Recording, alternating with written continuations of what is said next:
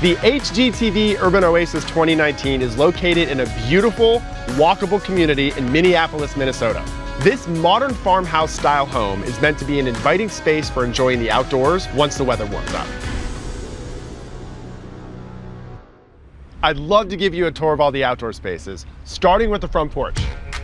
The porch faces a vibrant park, so it's a great spot for watching the world go by from the rocking chairs. I installed a living wall on one side to give the space a more private feel. Overhead, the tongue-and-groove cedar ceiling adds a modern Scandinavian aesthetic. Now, let's go check out the backyard. The backyard is broken into several zones that are perfect for relaxing or entertaining.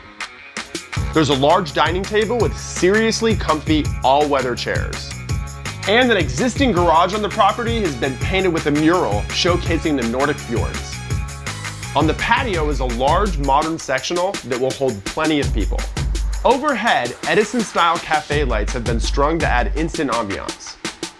The covered deck connects you back to the house, and lush plants make this a more private spot to enjoy the outdoors.